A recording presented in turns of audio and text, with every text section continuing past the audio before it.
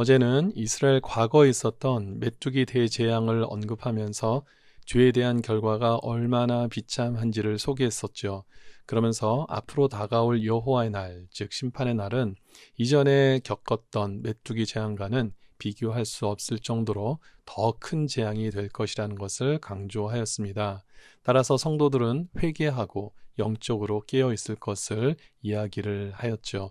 특별히 우리 자녀 세대들에게 이러한 사실을 분명하게 전달하여서 다음 세대들이 마지막 때를 잘 준비할 수 있도록 하는 것이 우리 부모 세대들의 사명이었음을 우리에게 알려주었습니다. 오늘은 어제에 이어서 계속해서 여호와의 날에 대한 구체적인 내용을 소개하고 있습니다. 오늘 본문에서 먼저 우리가 관심 있게 봐야 되는 것은 이 경고의 메시지가 누구에게 주어진 것인가 하는 것입니다. 1절 말씀을 보니까 시온에서 나팔을 불며 나의 거룩한 산에서 경고의 소리를 질러 이 땅 주민들로 다 떨게 할지니. 자, 이 땅 주민들이 누구입니까? 오늘 두 지명들이 등장하지요. 시온과 거룩한 산입니다. 이 지역에 사는 사람들, 그러니까 다시 말하면 예루살렘에 머물고 있는 하나님의 백성들을 가리키는 것입니다. 이방인들이 아닌 하나님의 백성들을 향하여서 경고하시는 하나님의 목소리임을 우리가 주목할 필요가 있습니다. 왜냐하면 당시 이스라엘 민족들이 가지고 있었던 선민 사상 안에는 잘못된 생각들이 자리 잡고 있었기 때문입니다. 무슨 말인가 하면 자신들은 하나님의 선택받은 백성이기 때문에 구원을 마치 따놓은 당상처럼 여겼다라는 것이죠.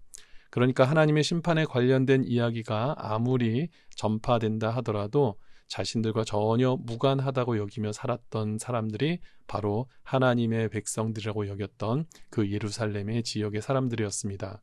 그리고 심판의 대상은 당연히 자신들이 아닌 이방 나라 사람들일 것이라고 여겼던 것이죠. 사랑하는 성도 여러분, 우리가 오늘 주목해야 되는 부분이 바로 여기에 있습니다. 여호와의 날이 오면 누가 구원을 받고 누가 멸망에 이르는가? 겉으로만 하나님의 백성이 구원을 받는 것이 아니라 영적으로 진실된 하나님의 자녀들이 구원을 받게 된다라는 것입니다. 아무리 아브라함의 혈통적 자손이라 할지라도, 아무리 육체의 할례 의식을 행했다 할지라도, 아무리 율법을 잘 지키고 노력했다 할지라도 결과적으로 하나님 없는 그런 율법을 지키는 삶은 결국은 하나님의 심판에서 벗어날 수 없게 된다는 것을 하나님께서 지금 말씀하고 계시는 것입니다.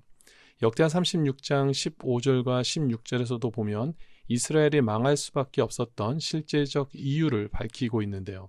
여기에 이렇게 말씀하고 있습니다.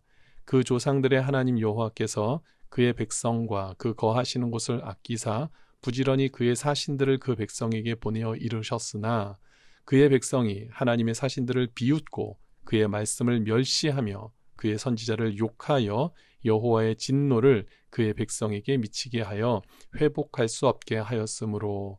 그렇습니다. 그들이 멸망한 이유는 국가의 사회, 정치, 경제 등의 문제로 인한 것이 아니었습니다. 하나님을 떠나 죄 가운데 살아가는 그들에게 오래 참으시면서 계속해서 돌아오기를 원하셨던 하나님의 간절한 그 마음을 잊고 하나님의 또한 경고의 메시지를 외면하고 끝까지 돌아서지 않았기 때문입니다. 그럼 여기서 우리는 중요한 질문을 해야 합니다. 이렇게 타락한 이스라엘 백성들은 여호와의 날이 오면 이대로 멸망을 당하는 것으로 끝나는 것인가? 아닙니다. 그렇지 않습니다. 성경은 우리에게 분명히 말하고 있습니다. 하나님께서는 타락한 하나님의 백성들이 하나님의 진노로 인하여 멸망당하지 않고 살 수 있는 길을 여전히 열어놓으셨다라고 말씀하고 있습니다. 12절의 말씀이죠. 여호와의 말씀에 너희는 이제라도 금식하고 울며 애통하고 마음을 다하여 내게로 돌아오라 하셨나니. 그렇습니다. 이제라도, 이것이 가장 오늘 말씀의 포인트죠. 하나님의 은혜를 우리가 기억할 수 있게 하는 말씀입니다. 이제라도 금식하고 울며 애통하고 마음을 다하여 돌아오라는 것입니다. 하나님께서 계속해서 기다려주고 계신다라는 것이죠. 물론 그들에게 회개가 없었던 것은 아니었습니다. 하지만 이어지는 13절 말씀을 보면 그동안 그들이 했던 회개가 얼마나 가식적이었고 형식적이었는지를 알 수 있습니다. 13절에 뭐라고 말씀합니까? 너희는 옷을 찢지 말고 마음을 찢으라는 것입니다. 그렇습니다. 그들에게 회개가 있었습니다. 그런데 그것은 옷을 찢는 행위적인 행위였고 마음을 찢는 진실된 회개가 아니었다라는 겁니다. 그들이 그동안 보여줬던 회개는 사람들에게 보여지기식의 회개였다라는 것이죠. 이런 회개는 사람들로부터 인정받을 수는 있겠지만 우리의 중심을 보시는 하나님께는 오히려 가증스러운 모습으로 비춰질 뿐입니다. 신약 성경에서 이와 같이 가장 가증스러운 신앙생활을 했던 대표적인 사람들이 누구였습니까? 바로 바리새인들이었죠. 사실 바리새인들의 시작은 이런 모습은 아니었습니다. 유대인들을 박해하던 헬라의 정책의 한거에서 모세의 율법을 지키고 조상들이 이어왔던 전통을 잃어버리지 않고 잘 지켜나가자고 했던 사람들의 모임이 바로 바리새인의 출발점이었습니다.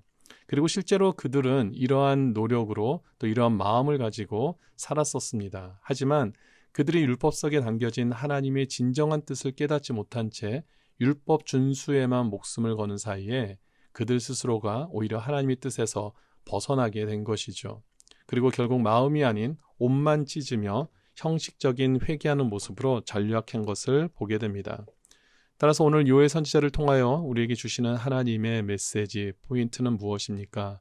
더 이상 사람에게 보이기 위한 옷을 찢는 퍼포먼스 같은 회개 말고 하나님의 마음을 움직일 수 있는 진정한 회개, 그것을 마음을 찢는 회개로 표현하고 있는 것입니다. 그렇게 될 때 하나님께서 어떻게 하신다고 말씀합니까? 13절 말씀이죠. 그는 은혜로우시며 자비로우시며 노하기를 더디하시며 인애가 크시사 뜻을 돌이켜 재앙을 내리지 아니하시나니. 은혜와 자비와 노하시기를 더디하시는 인애하신 하나님께서 그 뜻을 돌이키시고 용서하신다라고 말씀하고 있습니다.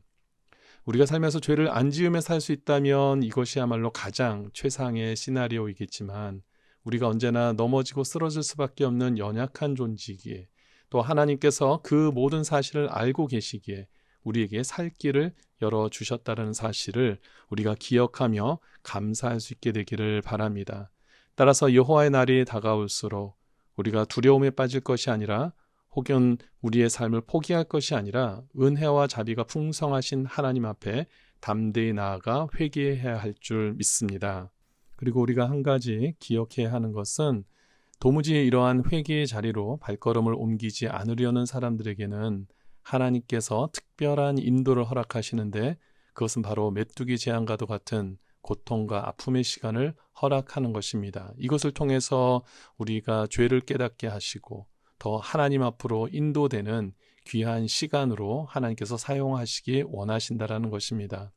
이것은 우리를 죽이기 위함이 아니라 우리를 살리시기 위한 하나님의 사랑의 은혜의 선물임을 우리가 기억하시고 혹시 우리가 우리의 죄로 인한 하나님의 징계 속에 살고 있다면 이것 또한 하나님께서 우리를 버리지 아니하시고 용서하시고 우리를 받아주시기 위한 하나님의 특별한 은혜를 발견하고 주님께 감사하는 성도님들 되시기를 바랍니다. 히브리서 12장에서도 말씀하시지요. 무릇 징계가 당시에는 즐거워 보이지 않고 슬퍼 보이나 후에 그로 말미암아 연단받은 자들은 의와 평강의 열매를 맺느니라. 그렇습니다. 따라서 혹시라도 아직까지 주님 앞에 온전한 회개의 자리로 나아가지 못한 분들이 계신다면 이제라도 더 늦기 전에 여러분들의 죄를 주님 앞에 진실되이 고백하시고 마음을 찢는 회개의 시간을 통하여서 하나님께서 여러분들을 만져주시고 치유하시고 회복해 주시는 귀한 은혜의 시간을 경험하게 되시기를 주님 이름으로 축원드립니다. 아멘.